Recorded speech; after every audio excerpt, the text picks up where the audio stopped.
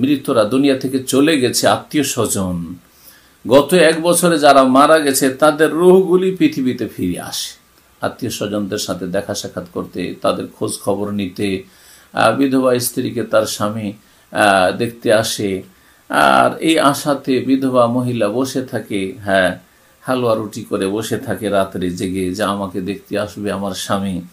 এই রকমই একে অপরকে মৃতরা জীবিতদেরকে দেখতে আসবে, এই ধারণা আরেকটি বিদাতি ধারণা। আসসালামু আলাইকুম ওয়া রাহমাতুল্লাহি ওয়া বারাকাতুহু। প্রত্যেক ফুরফুরাপন্থী সাধারণ মানুষদেরকে জানাই আন্তরিক শুভেচ্ছা। প্রত্যেককে বলবো মুজাদ্দুদুজ্জামানের কিতাব অনুযায়ী আমল করুন। প্রত্যেকটা যেমন দল বেরিয়েছে আপন আপন পীরের বা আপন আপন আকাবিরদের কথা তারা যেমন মানে সেই অনুযায়ী তারা ফতোয়া দিচ্ছে, আমরা আমাদের আকাবিরকে মানবো। আমাদের আকাবির বাংলা পীর মুজাদ্দুদুজ্জামান আবু বকর সিদ্দিক রহমাতুল্লাহ আলাইহি, তো তিনার কিতাব অনুযায়ী আজ একটা বিষয় নিয়ে আলোচনা করব। সেটা হলো কি, শবে বরাতের রাতে মৃত ব্যক্তির রুহু বাড়িতে আসে কি না। এই সম্পর্কে আহলে হাদিস লামাযাবি এবং কিছু দেওবন্দি কিছু আলেমেরা এরা দেওবন্দি রূপ ধারণ করেছে। এরা বলছে যে না, সেদিন আসা অসম্ভব। তো আমরা যারা ফুরফুরা শরীফকে ভালোবাসি, যারা আমরা ফুরফুরা শরীফে মুজাদ্দুদুজ্জামানের নীতি অনুযায়ী চলি, আমরা মুজাদ্দুদুজ্জামানের কিতাবগুলো আমরা দেখব আর সেই অনুযায়ী আমরা আমল করব।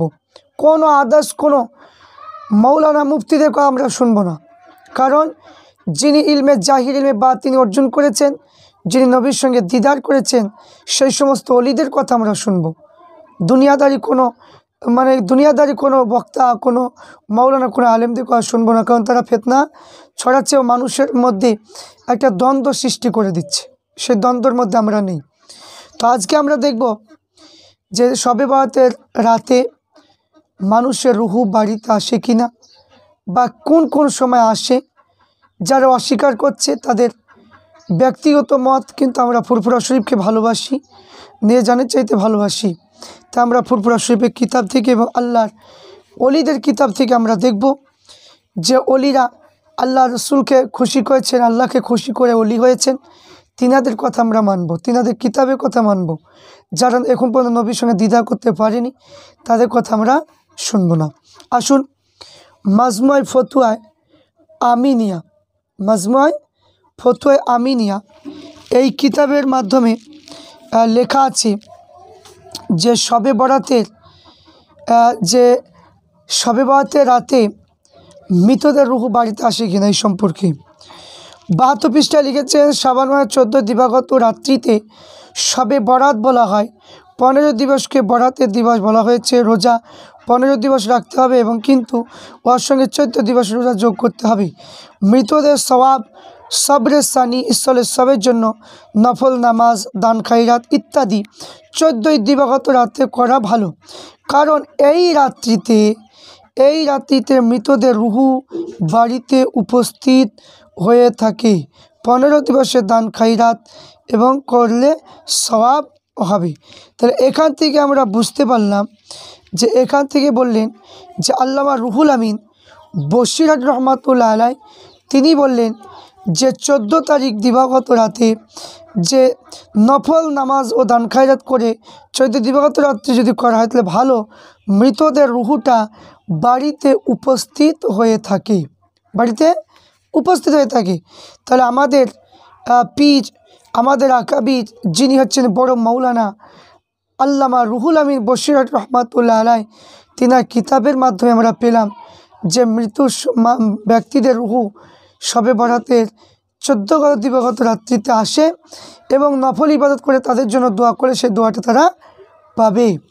এবং আমরা দেখব ইমাম গাজ্জালি রহমাতুল্লাহ আলাইহি দাকাইকুল আকবার এই কিতাবের মাধ্যমে দেখব।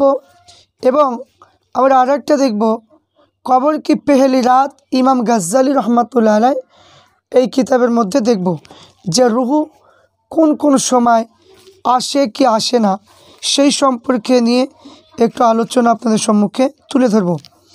তাহলে এখানে যে রুহ শব্দটা বলা হয়েছে, যে কিয়ামত পর্যন্ত বিশ্বাসী মুমিন বান্দার রূহ আত্মা যথার্থ স্থানে সংরক্ষণ করা হয়। আল্লাহ পাক রব্বুল আলামিন ঘোষণা করে, তানাজ্জালুল মালাইকাতু ওয়ার রূহ ফিহা বিইজনি রাব্বিহিম, যে কদরের রাত্রি ফেরেশতাগণ এই পবিত্র আত্মাসমূহ তাদের প্রতিপালকের নির্দেশ অনুযায়ী অবতীর্ণ হয়ে থাকে। সূরা কদর 4 নম্বর এখানে আয়াত।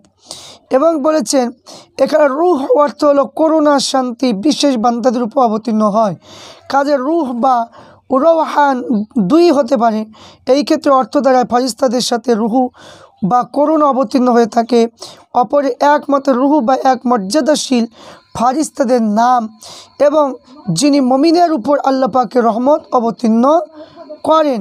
এই প্রসঙ্গে আল্লাহ পাক বলে যে ইয়াউমা ইয়াকুমু রূহু ওয়াল মালাইকাতু সফা, যে সেই আত্মা এবং ফেরেশতাগণ কাতারবদ্ধ অবস্থায় দ্বন্দ্বমান হবে। সূরা আন-নাবা। এখানে রূহ অর্থ মানুষের আত্মা বা হযরতে জিবরাইল আমিন আলাইহিস সালাম। রূহ অর্থ হচ্ছে মানুষের আত্মা বা হযরতে জিবরাইল আমিন আলাইহিস সালাম। তো এই বর্ণিত রয়েছে লাইলাতুল কদরে আরশের নিম্নদেশ থেকে আল্লাহ রাসূল সাল্লাল্লাহু আলাইহি ওয়াসাল্লাম পবিত্র মর্তে লোকের আবির্ভাব হয়ে প্রিয় উম্মতদের সালাম ও দোয়া করার অনুমতি লাভের জন্য আল্লাহ পাকের নিকটে আরজি পেশ করেন। হযরতে আব্দুল্লাহ ইবনে আব্বাস রাদিয়াল্লাহু তাআলা আনহু বলেন যে ঈদ আশুরা দিন অর্থাৎ জুম্মার রাতে অর্থাৎ রজব মাসে প্রথম শুক্রবার অর্থাৎ শাবান মাসে 15, তাই মৃত ব্যক্তির রূহ কবরে থেকে বের হয়ে নিজ আত্মীয় পরিজনের দরওয়াজায় এসে আবদার করতে বলে, হে আমার প্রিয়জনেরা, এ পবিত্র দিনে দান সদকা করে আমার উপকার সচেষ্ট হও। যদি দান সদকা করার সামর্থ্য না থাকে তবু এই রাতে দুরা নামাজ আদায় করো, আমার জন্য আল্লাহর নিকটে দোয়া প্রার্থনা করো। তো অন্তর রূহ বিলাপ করে বলে, হায় আমার জন্য প্রার্থনা করার কি কেউ নেই? ও আমার গৃহবাসীগণ, ও আমার পুত্র কন্যাগণ, ও আমার ধন সম্পদের অধিকারীগণ, আমি আর্জি করি, আবেদন করি, আমার অভিযোগ দুঃখ বেদনা দৈনন্দিন সম্বন্ধে চিন্তা করার জন্য কেউ কি তোমাদের মধ্যে নেই? যে আমার আমল পথ চিরতরের রুদ্ধ হয়ে গিয়েছে, তোমার জন্য তা আজও উন্মুক্ত। তোমরা দান সদকা করো, দোয়া করো, দুরুদ দিয়ে আমার কল্যাণে সাধন করো। মৃত ব্যক্তি যদি কিঞ্চিত দান সদকা সওয়াব লাভ করতে পারে তবে আনন্দিত অন্যথায় বিমর্ষ হয়ে কবরে চলে যায়। এখানে কবরে চলে যায়, এখানে স্পষ্টভাবে আমরা বুঝতে পারলাম যে রূহ শব্দে এবং আরও বিস্তৃতভাবে এখানে দেওয়া আছে। তাহলে আমি এখানে বলবো, যারা আমরা ফুরফুরা শরীফকে ভালোবাসি, যারা ফুরফুরা শরীফের মাসলাকের উপরে রয়েছেন, প্রত্যেককে বলবো আমাদের কিতাবের মাধ্যমে যেটা আমরা পেলাম, তাহলে আমরা প্রত্যেকে সেই শবে বরাতের 15 তারিখে বা 14 তারিখ দিবাগত রাত্রে নফল ইবাদতবন্দি করব এবং জুম্মার দিন বা ঈদের দিন বা ইবাদতবন্দি করে আমাদের আত্মীয় স্বজনদের জন্য আমরা দোয়া করব। এটা হলো ফুরফুরা শরীফের কিতাব অনুযায়ী আমরা পেলাম, আর সেটা আমাদের কাছে গ্রহণযোগ্য। আমরা কোনো আলেম, কোনো মৌলবি, কোনো ফেতনাবাজদের কথা আমরা শুনবো না। আমাদের আকাবির যেটা বলেছে আমরা সেটাই মানব। প্রত্যেককে বলবো যে আমরা প্রত্যেকেই ফুরফুরা শরীফের নীতি অনুযায়ী চলতে পারি। সকলে বলে আল্লাহুম্মা আমিন।